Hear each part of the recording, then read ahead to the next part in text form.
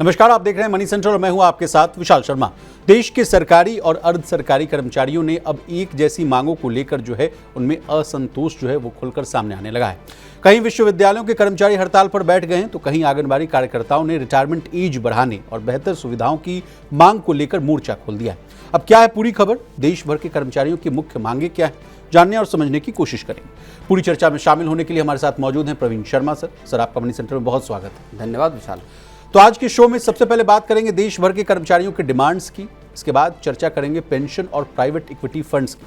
खबरें आ रही हैं कि सरकार जो है हाईवे प्रोजेक्ट में बड़े इन्वेस्टमेंट फंड को एंट्री देने का काम करने वाली है। सरकार के इस कदम के क्या मायने हैं, जानने और समझने की कोशिश करेंगे और अंतिम में चर्चा करेंगे आरबीआई में नई प्रमोशन पॉलिसी को लेकर मच रहे बवाल की। क्या बदला है नई प्रमोशन पॉलिसी में, कर्मचारियों को क्यों हो रही है आपत्ति, इसको भी करेंगे डिकोड। तो चलिए बिना देर किए फटाफट करते हैं मनी सेंटर की शुरुआत। सर, जब भी हम लोग सरकारी कर्मचारियों की बात कर रहे थे, चाहे वो देश भर के सरकारी कर्मचारियों की बात की जाए या स्टेट्स लेवल की, तो उनकी एक मांग थी कि कितना जल्दी जो है 8वें वेतन आयोग का फायदा उनको मिलता हुआ नजर आए, कितनी जल्दी जो है 3 गुना या 4 गुना जो है सैलरी या पेंशन में बढ़ोतरी की मांग की जाए। लेकिन इसके साथ ही अब कई मांगों की फहरिस्त भी जो है सामने आते हुए दिख रही है। ताज़ा मामला ये है सर कि अब लोग कह रहे हैं कि अब हम 60 साल तक जो है नौकरी करके रिटायर नहीं होना चाहते हैं। अब जो है उस लिमिट को जो है एज की जो लिमिट है उसको बढ़ाकर जो है 65 ईयर्स तक कर दीजिए। इस मांग को आप कैसे देख रहे हैं और क्या है ये पूरी खबर सर? नहीं, देखिए, 8th पे कमीशन को लेके मेमोरेंडम मीटिंग्स का सिलसिला जारी है और कई कर्मचारी संगठनों ने, ख़ासतौर पर जो एनपीएस से जुड़े फेडरेशन है, उन्होंने मांग ये की है कि कर्मचारियों की जो रिटायरमेंट की एज है उसको 60 से बढ़ाकर 65 साल कर दिया जाए। इसके साथ ही कई राज्यों में हाल के वक्त में विशाल जो एक तो ओल्ड पेंशन स्कीम की बहाली और दूसरा रिटायरमेंट की एज को बढ़ाने जी, इसको लेके कई राज्यों में आंदोलन हुए हैं। महाराष्ट्र में खास तौर पर अभी बिल्कुल हाल में ही एक बड़ा आंदोलन हुआ है, 17 लाख लोग शामिल थे। तो अब एक डिमांड जो सैलरी बढ़ाने और पुरानी पेंशन की वापसी के साथ एक बड़ी डिमांड अब जो कर्मचारियों के बीच आ रही है वो ये आ रही है कि अब आप हमारी रिटायरमेंट की उम्र को भी बढ़ाइए। और हाल में ही एक तारापुर में एक आंदोलन हुआ है शिक्षकेतर कर्मचारियों का, जिनका कहना है कि साहब 65 साल किया जाए। और कई जो केंद्र सरकार के ही अगर आप देखेंगे आईआईटीज हैं या डॉक्टर्स हैं, वहाँ पर रिटायरमेंट की एज 65 साल ऑलरेडी है।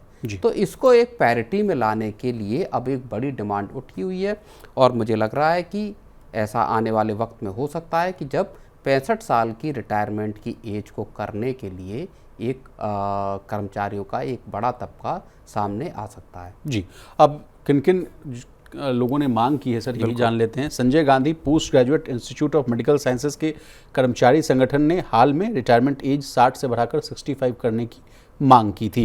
उन्होंने आईआईटीज, एम्स और केंद्रीय विश्वविद्यालयों का उदाहरण दिया था। इसी तरह छत्तीसगढ़ में जो है कर्मचारी प्रदर्शन कर रहे हैं। वहाँ छत्तीसगढ़ कर्मचारी अधिकारी फेडरेशन ने मार्च 2026 में जिला स्तर पर जो है धरना प्रदर्शन किया था। उनकी मांगे वही थी कि डीए एरियर जो 18 महीने का जो कोविड के टाइम नहीं मिला था उसको रिलीज़ कीजिए, पे में रिवीजन कीजिए और फिर उनका भी मांग सेम है, रिटायरमेंट एज जो है उसको 60 से 65 करने की मांग की थी।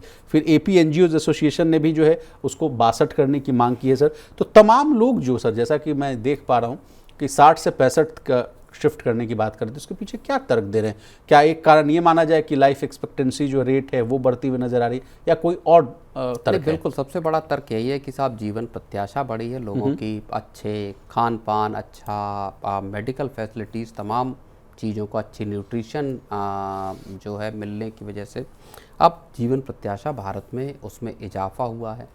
एक बड़ी वजह ये है। दूसरी बड़ी वजह ये है कि रिटायरमेंट के बाद की जो जीवन है उसमें अनिश्चितताएं और पेंशन या पैसे की फाइनेंशियल जो फिक्र है वो दरअसल कर्मचारियों को साफ तौर पर समझ आने लगा। उनको लगता है कि रिटायरमेंट की एज अगर 5 साल बढ़ जाएगी या कुछ मामलों में 2 साल बढ़ जाएगी, मान लीजिए 60 से 62 हो जाए या 60 से 65 हो जाती है, तो ये उनके कम से कम अगले 5 साल या अगले 2-3 साल के लिए एक आय का पक्का इंतजाम यहाँ पर सरकार की तरफ से हो जाएगा। चलिए, अब जिस पॉइंट्स को प्रवीण जी ने उठाया था कि लाइफ एक्सपेक्टेंसी रेट, अभी देखिए 2023 के आंकड़ों के अनुसार भारत की जो औसत जो है लाइफ एक्सपेक्टेंसी रेट जो है वो 72 ईयर्स की है सर।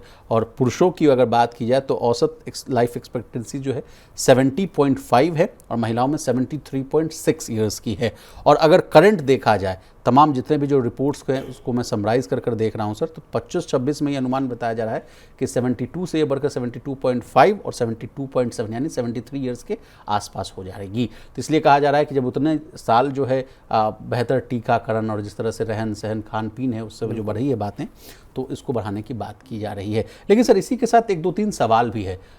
कई लोग, जब हम लोग इस लेवल का वीडियो बनाते हैं तो लोग पूछते हैं, जो नवयुवक हैं, कि बताइए जिनको नौकरी है उनको बढ़ा कर देना और जिनके पास नौकरी नहीं है उनको सिर्फ और सिर्फ, अगर बहुत हम लोग धरना प्रदर्शन करते हैं, बहुत जी जान लगा देते हैं, तब जाके कॉन्ट्रैक्चुअल जो है नौकरी मिलती है। ये असमानता को कैसे आप देखते हैं? नहीं, ये फैक्ट है कि बड़े पैमाने पर चाहे केंद्र हो या राज्य हो, वहाँ पर अब कॉन्ट्रैक्चुअल भर्ती को सरकारें तरजीह दे रही हैं। और उसकी एक बहुत बड़ी वजह ये है कि खजाने पर लगातार आपका सैलरी और पेंशन का अच्छा खासा बोझ, चाहे केंद्र सरकार को देख लीजिए चाहे राज्यों को देख लीजिए, तमाम रिपोर्ट्स हैं, हमने कई बार इस चीज़ को डिस्कस भी किया है। तो सरकारें उस बोझ से बचना चाहती हैं और इसीलिए जो आपकी नई नियुक्तियां हैं वो बड़े तौर पर आपकी इस कॉन्ट्रैक्ट या संविदा पे करते हैं। एक और चीज़ भी यहाँ पे, सरकारें भी ये भी चाहती हैं कि लोग जल्दी यहाँ से सरकारी नौकरियों से रिटायर भी हो जाएं। तो ये भी एक सरकारों का फैक्टर है कि जो लोग मौजूद हैं वो वीआरएस लेकर या और किसी एडमिनिस्ट्रेटिव इनएफिशिएंसी, हाँ, उसके जरिए सरकार के कर्मचारी जितने छोड़ सकते हैं। तो सरकारें दरअसल अपना ढांचा पतला लीन करना चाहते हैं और ये लगातार कोशिश वहाँ पे है। प्रवीण सर, अगला सवाल मैं आपसे ये पूछना चाहूँगा कि जिस तरह से मैं पूछता रहता हूँ हर बार कि क्या आपको लगता है कि पुरानी पेंशन योजना बहाल करेगी सरकार, ठीक उसी तरह मैं ये भी प्रश्न पूछना चाहता हूँ कि इसके साथ साथ ओपीएस के साथ साथ क्या रिटायरमेंट एज को भी बढ़ा पाएगी सरकार? फिजिबिलिटी है? नहीं, देखिए, सरकार कुछ जगहों पर ये दे रही है, जैसे डॉक्टर्स के मामले में। उसकी बड़ी वजह ये है कि डॉक्टर्स की लेट ज्वाइनिंग ही होती है नौकरी में, ज्वाइनिंग भी लेट होती है, दूसरी शॉर्टेज है डॉक्टर्स की। अच्छा, तो डॉक्टर्स का शॉर्टेज, बहुत सारे जो डॉक्टर हैं वो सरकारी नौकरियों में काम नहीं करना चाहते, अपना क्लिनिक खोलना चाहते हैं या प्राइवेट हॉस्पिटल्स में काम करना चाहते हैं जहाँ ज़्यादा अच्छा वेतनमान मिले। तो सरकारी प्रोफेसर्स हो गए, वहाँ पे भी यही स्थिति है। तो कुछ डिपार्टमेंट्स पे जब आईआईटीज़ हो गए, आईएएम्स हो गए, वहाँ पर आप 65 साल की एज तक दे रहे हैं। सुप्रीम कोर्ट के जजेस के देख लीजिए, 65 साल की उम्र तक आप रिटायरमेंट की सुविधा दे रहे हैं। अगर तो इसको तर्क मानकर दूसरे कर्मचारियों का ये डिमांड करना ये जायज़ है। अब सरकार इसको देगी, ये इस चीज़ में मुश्किल जान पड़ती है कि सरकार खजाने पर बोझ, क्योंकि सरकार को ये लगता है कि जितना पुराना रिसोर्स है वो अगर बाहर जाएगा तो हम जो नए लोग उनकी जगह पर भर्ती करेंगे, सपोज वैसे भी 2 पद अगर हैं तो सरकार चाहती है कि 1 पद ही भरा जाए। तो जितने जो नए लोग आएंगे उनको कॉन्ट्रैक्चुअल भर्ती कर लेंगे। जिस पोजीशन पे सरकार 1 लाख रुपए दे रही है और अब जो 8th पे कमीशन में मान लीजिए जो डिमांड्स आ रही हैं कि साहब 69,000 कर दी जाए, 4 गुना, 18,000 से बढ़ाकर 69,000, या कुछ डिमांड कर रहे हैं कि और ज़्यादा 4.38 का फिटमेंट फैक्टर मांग रहे हैं, उसके साथ तमाम दुनिया की फैसिलिटीज़ अलग मांग रहे हैं। तो जब आप कॉन्ट्रैक्चुअल हायरिंग करते हैं तो वहाँ इस तरह की लायबिलिटीज़ होती नहीं है, तो सरकार बहुत बड़े बर्डन से यहाँ बच जाती है।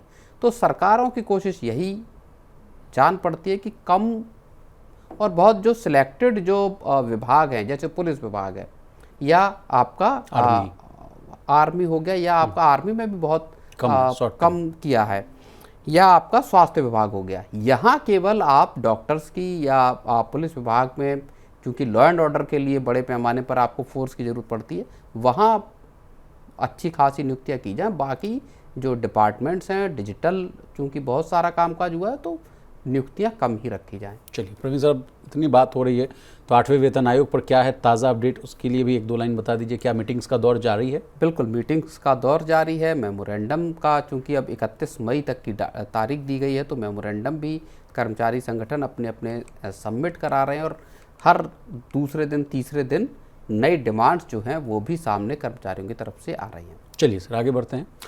सरकार ने अब हाईवे प्रोजेक्ट्स में निवेश के नियमों में बड़ा बदलाव किया है। आसान भाषा में कहें तो अब सिर्फ रोड बनाने वाली कंपनियां ही नहीं बल्कि बड़े निवेश फंड्स भी जो हैं हाईवे प्रोजेक्ट्स के लिए बोली लगा सकेंगे।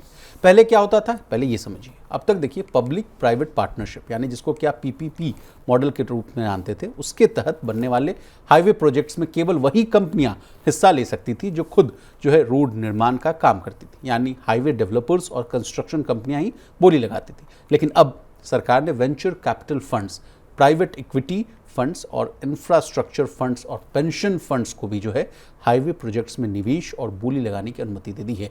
प्रवीण सर, इस बदलाव के क्या मायने हैं और इसका आम आदमी के जीवन पर क्या सरोकार पड़ेगा, ये भी समझाइए।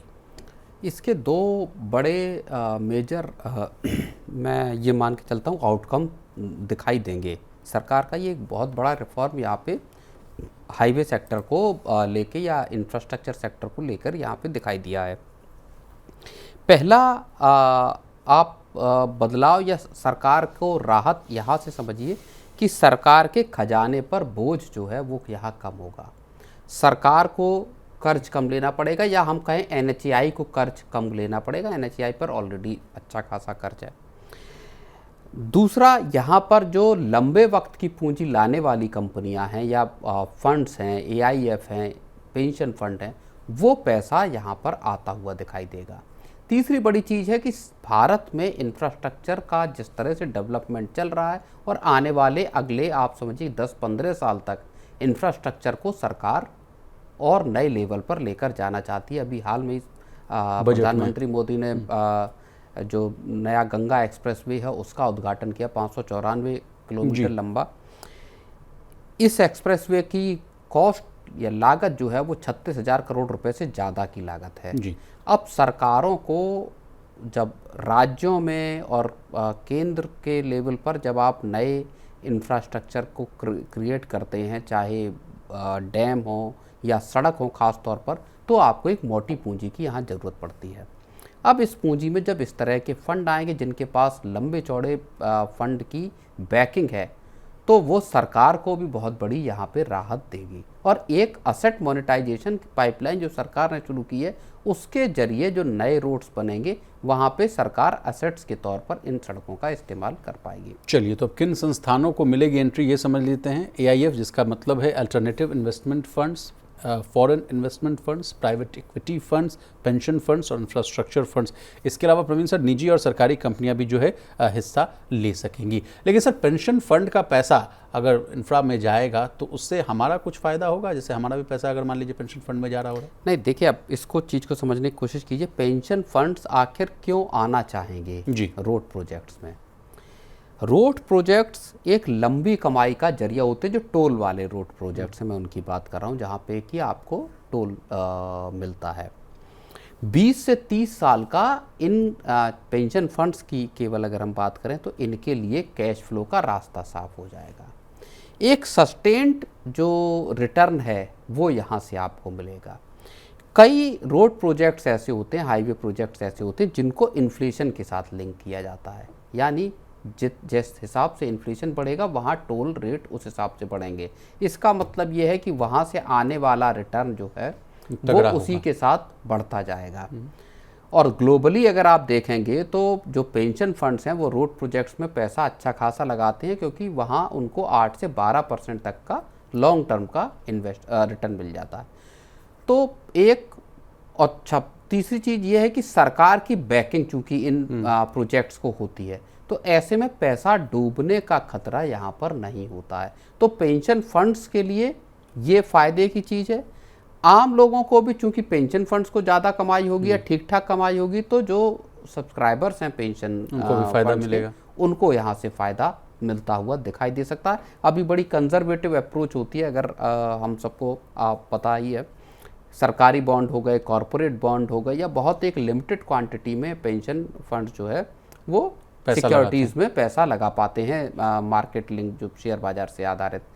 तो यहाँ से एक नया चैप्टर शुरू होगा जहाँ पे कि आपके पास एक सर्टेनिटी होगी कि लगभग इतना आपको यहाँ से रिटर्न मिल सकता है। और भारत में एक चीज़ और भी मैं बताना चाहूँगा विशाल, तेज़ी से लोग गाड़ियाँ खरीद रहे हैं जी, फास्ट मूवमेंट बढ़ा है, मोबिलिटी आपका और लॉजिस्टिक्स इसका आपका विस्तार लगातार हो रहा है, न केवल कमर्शियल बल्कि पर्सनल या प्राइवेट जो ट्रैवल है, चाहे टूरिज़्म हो, उसमें लगातार इजाफा हुआ है।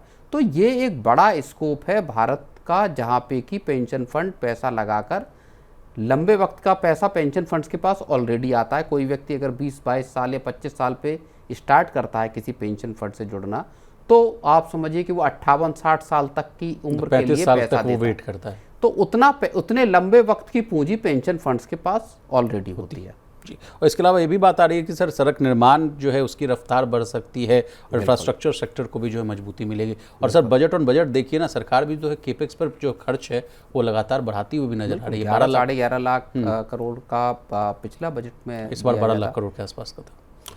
चलिए सर आगे बढ़ते हैं। देश के सबसे लेकिन इसमें एक रिस्क भी है, माफ कीजिए मैंने आपको रोका। रिस्क भी इस यहाँ पे कुछ देखने होंगे जब हम वही हाई रिटर्न हाई रिस्क वाला। जब हम इस चीज़ की बात करते हैं कि अच्छा खासा रिटर्न मिलेगा, रिस्क भी है। जैसे कई प्रोजेक्ट्स डिले होते हैं। अब होगा क्या, पेंशन फंड पैसा लगाएगा, कंस्ट्रक्शन जो करेंगे वो जो इंफ्रास्ट्रक्चर कंपनी है वो उसका कंस्ट्रक्शन करेगी, और जो ऑपरेट करने वाले ऑपरेटर्स हैं वो उसको ऑपरेट करेंगे। तो काम बहुत सेग्रीगेट हो गया। अभी जैसा आपने बताया था कि साहब अभी तक जो इंफ्रास्ट्रक्चर कंपनी है जो सड़क प्रोजेक्ट्स में है वही केवल इन प्रोजेक्ट्स को बनाते थे, उनके ऊपर बर्डन पड़ता था इतना सारा पैसा लेकर आने का और फिर उसको ऑपरेट करने का। अब एक तो काम सेग्रीगेट हो गया। लेकिन यहाँ यह है कि अगर प्रोजेक्ट डिले होता है तो आपका रिटर्न डिले हुआ। अगर प्रोजेक्ट किसी लीगल इश्यू में फंसा, मान लीजिए लैंड एक्विजिशन में इश्यू आए, ज़मीन अधिग्रहण के मसले हुए, तो वहाँ पे इश्यू हो सकता है। और तीसरा और बहुत बड़ी चीज़ ये है कि मान लीजिए आपने कोई सड़क फंड की, पेंशन फंड ने अपने पैसे से, लेकिन वहाँ उस जो आपने एक अंदाज़ा लगाया कि साहब इससे इतना टोल मुझको मिलेगा या इतनी गाड़ियाँ गुजरेंगी और उससे इतना टोल मिलेगा, और वो नहीं होता है, वो सड़क उतनी नहीं चलती। मान लीजिए उसके पैरेलल या नहीं सर, इसका बहुत अच्छा एक उदाहरण मुझे अभी तुरंत याद आ गया। जिस तरह से पहले अभी दिल्ली से हरिद्वार जाने वाले रास्ते थे, वहाँ पर बड़ा अच्छा अभी न्यूज़ रिपोर्ट्स में पढ़ रहा था, उसके अगल बगल के जितने भी मान लीजिए इटरीज थे या पेट्रोल पंप थे उनकी सेल बहुत अच्छी होती थी। लेकिन जब से नया वाला जो बन गया है सर कि दिल्ली टू देहरादून 2.5 घंटे में पहुंच जाइए, उस वजह से रिपोर्ट्स आ रही हैं कि वहां लोग जो है मार खाते हुए नजर आ रहे हैं। हाँ बिल्कुल। अब इस तरह का अगर कुछ डेवलपमेंट होता है तो वहाँ पे अब जो जिनके पास जो अभी पहले से जो मौजूद हाईवे है उसके टोल के कॉन्ट्रैक्ट होंगे या वहाँ का जो मोनेटाइजेशन का होगा वहाँ इश्यू होंगे। तो यहाँ से रिस्क पैदा होता। अगर पेंशन फंड का रिटर्न कम होगा तो सीधे तौर पर जो सब्सक्राइबर्स हैं उनका रिटर्न यहाँ पे कम हो सकता है। तो ये कुछ बड़े जो ये रिस्क भी इसके साथ एसोसिएटेड। चलिए आपने बहुत अच्छे तरीके से प्रो एंड कॉन्स दोनों समझा दिया सर। चलिए आगे बढ़ते हैं। देश के सबसे अहम वित्तीय संस्थानों में गिने जाने वाले भारतीय रिजर्व बैंक के भीतर इन दिनों बवाल मचा हुआ है। आमतौर पर शांत और जो है डिसिप्लिन मानी जाने वाली इस संस्था में कर्मचारियों का खुलकर जो है विरोध प्रदर्शन करना बेहद असामान्य माना जा रहा है। विवाद की जड़ क्या है? आरबीआई की नई प्रमोशन पॉलिसी, जिसे लेकर जो है हजारों अधिकारी नाराज। कर्मचारियों का आरोप है कि नई व्यवस्था उनके कैरियर ग्रोथ को धीमा कर देगी और वर्षों तक एक ही पद पर अटके रहने की स्थिति जो है पैदा कर सकती है। सर क्या बदला है नई प्रमोशन पॉलिसी में और कर्मचारियों को क्यों आपत्ति है? और इसी के साथ सर कुछ दिन पहले ही हम लोगों ने सर एसबीआई का मामला भी उठाया था। एसबीआई के जितने भी वर्कर्स हैं वो भी कह रहे हैं कि हम 2 दिन का जो है हड़ताल करेंगे और 2 दिन के बाद अगर छुट्टी है तो समझिए कि 4 दिन तक का मतलब समझिए बैंक बंद रहेगा। और देश का सबसे बड़ा बैंक है, अब उस देश के सबसे बड़े बैंक एसबीआई हैं और उनके ऊपर जो देश की सबसे बड़ी वित्तीय संस्था आरबीआई, दोनों जगह एक ही जैसा माहौल है। नहीं देखिए, ये रेयर एक या दुर्लभ उदाहरण है जहाँ पे कि इस तरह का एक प्रोटेस्ट किया गया। ऐसी मीडिया की खबर जो है उसके हिसाब से बताया गया कि आरबीआई के कर्मचारियों ने कुछ प्रोटेस्ट किया और प्रमोशन की पॉलिसी को लेकर प्रोटेस्ट किया गया। अब प्रोटेस्ट हुआ किस चीज़ को लेके है? दरअसल प्रमोशन की एक पॉलिसी नई जो है आई है उसको लेकर प्रोटेस्ट यहाँ पे आरबीआई के कर्मचारियों ने किया है, जिसमें ये पॉलिसी ये कहती है कि किसी व्यक्ति का प्रमोशन तभी होगा अगर वो वैकेंसी खाली होगी, जो प्रमोशन होकर जिस पद पर आप जा रहे हैं, अगर वो पद खाली है तभी आपका प्रमोशन होगा, अदरवाइज आपका प्रमोशन नहीं होगा।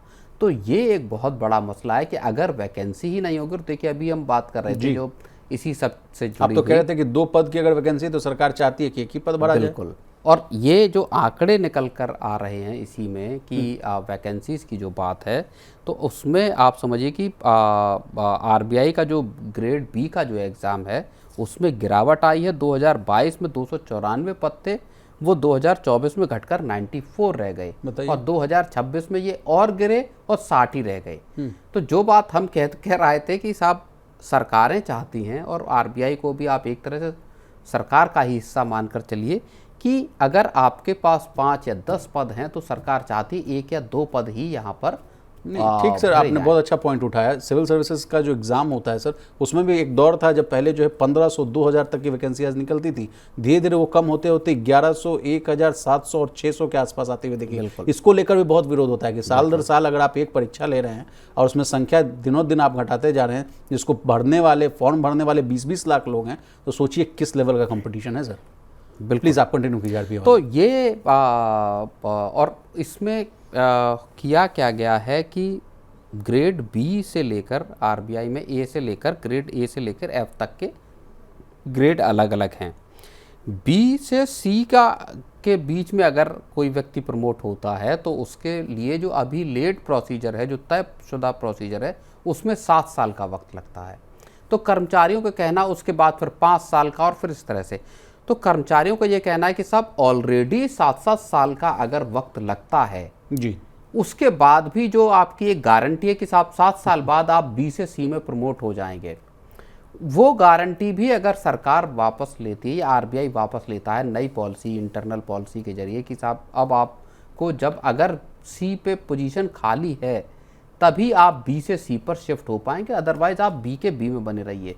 तो 7 साल का तो पहले से ही एक बार है जी। उसके बाद यानी आपका प्रमोशन कितना लंबा खिंच जाएगा, इसको लेकर बवाल है। सर, मैं तमाम स्टोरीज को समराइज करके देख पा रहा हूँ, तो सरकार क्या डिस्करेज करना चाह रही है आम जनमानस में कि हाँ भाई आप अब सरकारी जो है एंट्री में ना घुसिए, इस तरह से पद कम करना, 2 जगह डिमांड है 1 करना, कॉन्ट्रैक्चुअल भर्ती करना, 294 थी उसको 98 वैकेंसीज करना, क्या चाहती है सरकार? नहीं, सरकार को डेफिनेटली डिस्करेज करना भी चाहिए। देखिए लॉन्ग टर्म में भारत की जो हित है, वो हित ये कहता है कि आप सरकारी नौकरियों को डिस्करेज करें, सरकारी नौकरियों में जाने की तादाद को। और इसकी वजह भी बहुत साफ है, जैसा अभी आपने कहा 20-20 लाख लोग आवेदन करते हैं चंद पदों के लिए, या 500, 700, 1000 या 1500 पद के लिए मान लीजिए। तो आप इसका जो डिस्प्रपोर्शनेट एंगल है आप उसको समझने की कोशिश कीजिए। क्या ज़रूरी है इतना कि एक 10 पद हों और उसके लिए 5 लाख या 2 लाख या 1 लाख व्यक्ति आवेदन करें? इसका मतलब सरकारी नौकरियों को लेके क्रेज की स्थिति है, और ये स्थिति दूर होनी चाहिए। लोगों के पास ऑल्टरनेटिव होने चाहिए।